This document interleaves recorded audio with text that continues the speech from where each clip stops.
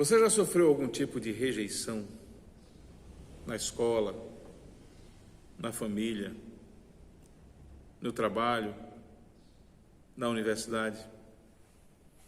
Nós vivemos a era da rejeição, a era do cancelamento. Recentemente, uma jogadora de vôlei da seleção brasileira, por dar a sua opinião acerca de um tema, foi extremamente cancelada por alguns grupos ativistas que não consideraram essa opinião politicamente correta.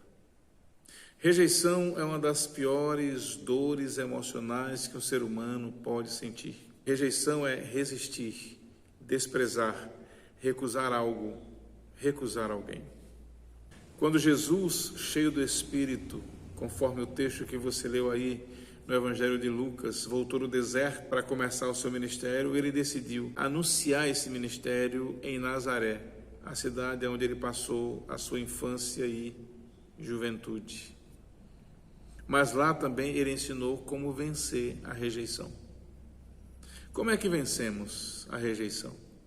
Jesus ensina que nós vencemos a rejeição amando as pessoas sem expectativas. O ser humano, ele é cheio de expectativas, ele quer ser amado, ele quer ser aceito, ele quer pertencer, ele quer ter uma identidade. E essas expectativas podem ser frustradas pela rejeição. Quando rejeitado pelas pessoas com quem ele passou a maior parte da sua vida, Jesus, ele recusou-se a alimentar expectativas em relação a elas e amá-las sem isso, porque ele sabia que as pessoas não podem dar o que não têm no coração. Ele amava, mas ele não esperava ser amado na mesma intensidade.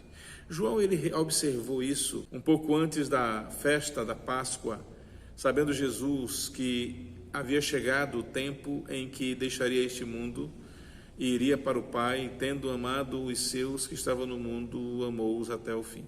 Jesus também ensina que nós vencemos a rejeição compreendendo que o preconceito é parte da natureza humana. Esse é um tempo de preconceitos aflorados, as pessoas vivem exalando isso. Preconceituosos acusam preconceituosos de serem preconceituosos. Preconceito é rejeição por antecipação. É a raiz da desqualificação do outro. Infelizmente, ocorre no mundo todo. Quando Jesus leu a passagem de Isaías anunciando a mensagem e o ministério do Messias e que ele era o Messias, os seus conterrâneos de Nazaré reagiram com o mesmo preconceito que sofriam. Naquele tempo diziam que não poderia vir coisa boa de Nazaré. E começaram a dizer, esse aí não é o filho do carpinteiro e vai ser o Messias? É interessante que nós precisamos entender como Jesus, de que o preconceito é parte da natureza humana. Em uma outra ocasião, ele disse, se vocês permanecerem firmes na minha palavra, verdadeiramente serão meus discípulos e conhecerão a verdade os libertará. Jesus também ensina que vencemos a rejeição, entendendo que o orgulho é a raiz da hostilidade. Quem é confrontado com o seu preconceito, com seus erros, com seus pecados, aciona o modo hostil. Por isso, muitos buscam evitar situações de conflito.